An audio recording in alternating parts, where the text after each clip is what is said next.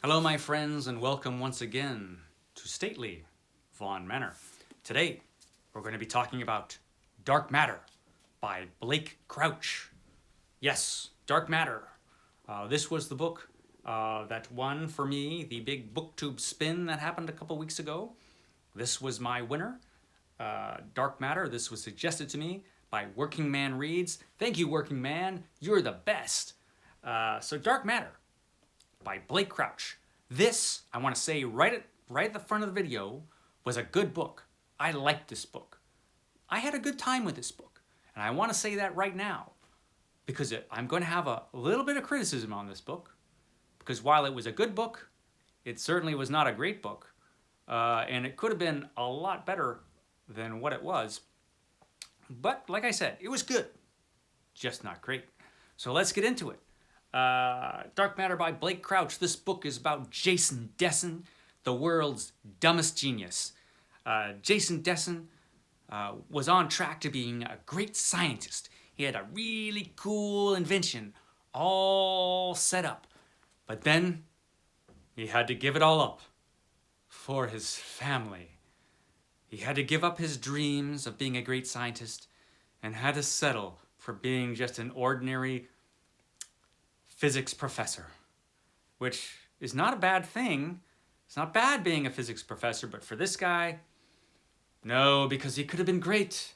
Oh, what he could have been. So yeah, Jason Desson is upset because, well, he's not upset, but he's always wondering what might have been. And we know this right away in the book. So in the very beginning of this book, now you'll notice, I want you to take a good look at this copy here. It's in perfect shape because I didn't throw it against the wall a single time. And man, there were a lot of times during this book where I wanted to throw it against the wall, but I restrained myself. I'm a man of restraint. So yes, so let's talk about the first 9 pages of this book, just to give you an idea of what I'm talking about. First of all, Jason Desson is an interesting character. He is also the only real 3-dimensional character in the whole book. He's the only character that has real character to him. He's the only complex character, that's for sure.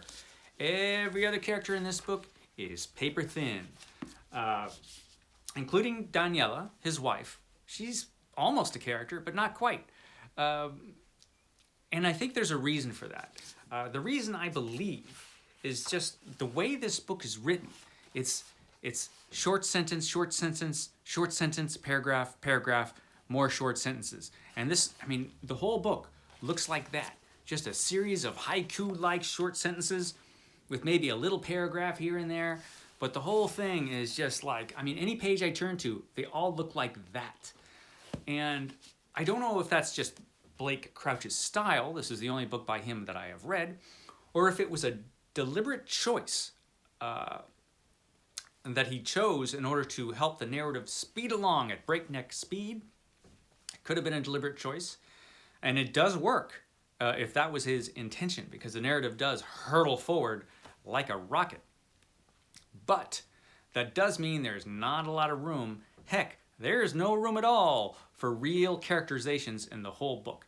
And like I said, those first 9 pages kind of gave me an idea about where this book was and what kind of quality the book was.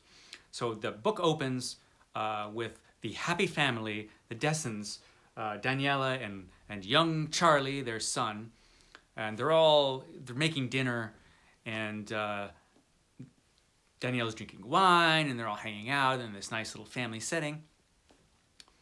And Daniela could have been a great artist, but she gave it up for her family. So yeah, so they're both in the same boat. They both could have been great successes, but they're not. They gave it up for this wretched kid that's sitting there at the table. And so Jason Desson's like, yeah, well, you know, my pal Ryan Holder, he won this big scientific prize that could have been mine. Sigh. How about you, Daniela? Do you ever regret not being a great success? Because I know you gave up all your great success for that kid that's sitting right there. Yeah, that kid that's sitting right there listening to everything that we say. And she says,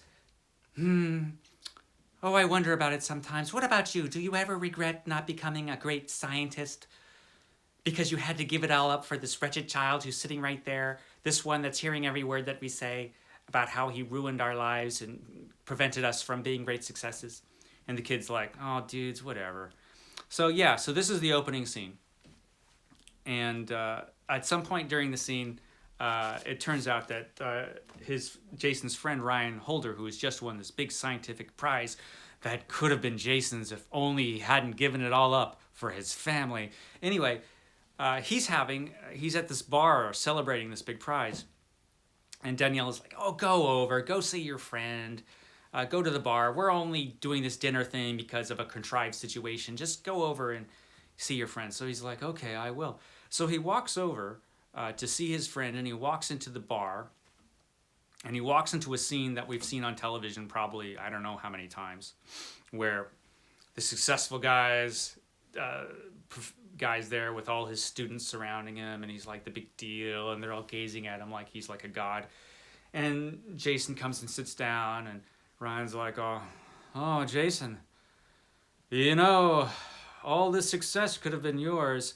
You know, Jason, you've really disappointed me because you could have been a great scientist, but you gave it all up for your fam. I mean, at this point, I just wanted to toss the book against the wall. I'm just like, are you serious, Blake Crouch? Really? So we've gone through all this. So now it's crystal clear in our minds that yes, he could have been somebody, his wife could have been somebody, but they gave it all up. Oh, what would have happened if they had made a different choice? So Ryan's being a real jerk, and so Jason's like, well, heck with you, man, I'm leaving. And so he decides to walk home. And because Jason is the world's dumbest genius, he decides to walk home on the darkest street he could find, take the long way home so he can walk and brood about what might have been. And, he's walking these dark streets in Chicago. At least Chicago doesn't have a crime problem or anything. Otherwise, he might be worried.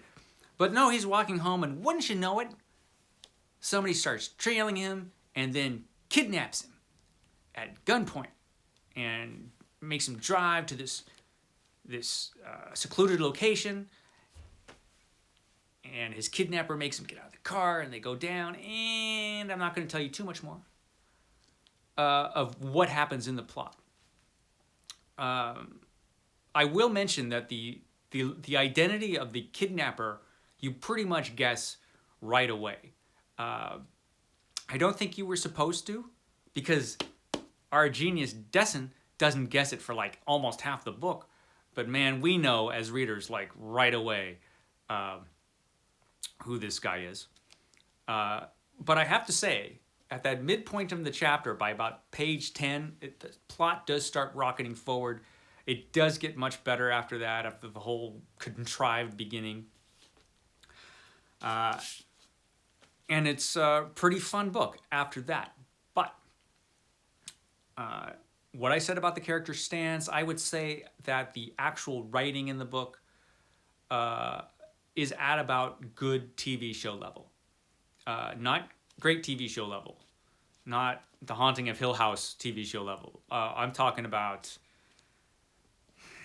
maybe something you'd see on Fox or something. I mean, it's the writing is not, as far as the dialogue and the situations and most things, it's entertaining. It works for the most part. For the story, it's just nothing great. It's nothing you haven't seen before, which surprised me. From some of the things I've read and heard about this book, I was expecting my mind to be blown, man.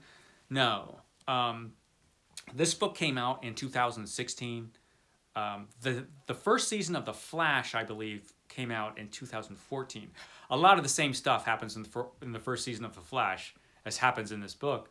The difference is that this book does not have the Reverse Flash in it, the villain from The Flash, which is a shame, because the Reverse Flash on the Flash TV show was a more complex character than any character you'll get in this book.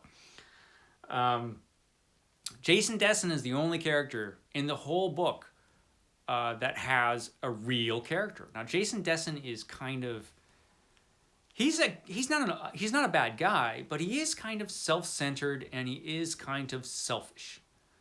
That's just part of his personality.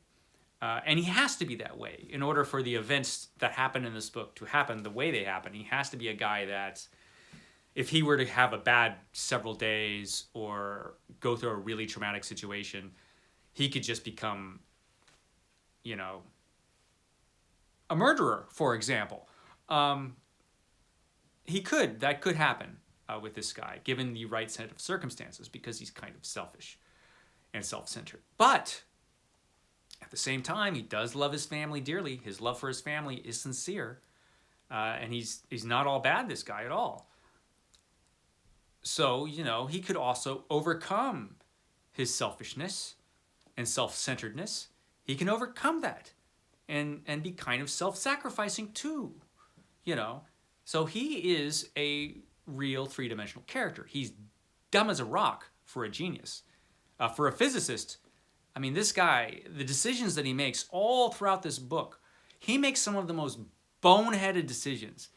And he's just, there were parts of this book where you're just like, oh man. I mean, it's just like, and he doesn't know what's going on for like half the book, and like the rest of us, we all know what's going on immediately. And this guy, since he made this special invention that features in this book, the special invention basically is a magic box.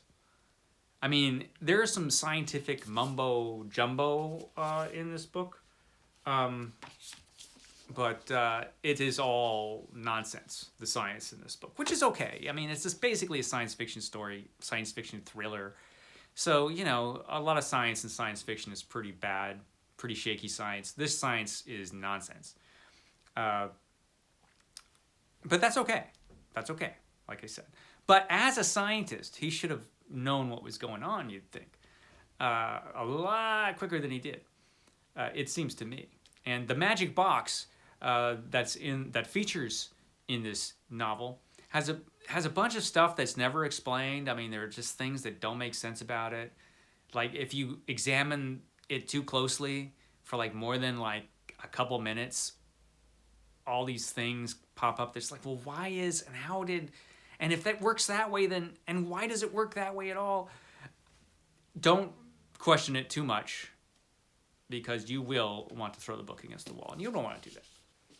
You know, because it's entertaining. And I have to say, even though there is nothing at all fresh or new in this story, Blake Crouch does push things to an extreme in at least one way. And the second half of this book is pretty good. It really picks up in the second half. I mean, it's never slow, but it becomes less nonsensical in the second half, and it has more interesting stuff that happens. So yeah, it's kind of a mixed review for this book. It is a good book, but not great. Has some issues that I feel like if this book, I get that he wanted this to like just rocket forward. I get that. But if he had just spent a little bit more time and thought it through a little bit more, there was like that whole opening, and like so many of the scenes in this book are just straight out of television shows that we've seen a million times, or stories we've read a million times, not even good ones. I mean, it's just, there's a lot of that, you know? And I really felt like I was watching a TV show when I read this book, because it's that level of writing. And it could have been better than that. I know it could have been. Blake Crouch, he's got talent. You know, he does. He could have done better, I think, if he just focused on the characters and the story and the narrative. If he maybe wrote, you know, some paragraphs. But that's just me. It is entertaining, though. So overall, a good book, not a great book. So finished that, and that's done. And so now, one thing that was really good about this book is because this is what I'm reading now, and oh, does this seem so great. Stephen King is Tolstoy next to Blake Crouch. It's like, oh my God, actual prose. Oh, complex characters. People that speak like they live in the real world. I mean, that's nice. So, yeah, Carrie, already a good book. Oh, it seems so much better now after reading Dark Matter. So, yeah, that's my review of Dark Matter. Hope you enjoyed it. I know a lot of people are going to disagree with me on this. A lot of people thought this was a great book. A lot of people did. So I don't know what to tell you. It's not.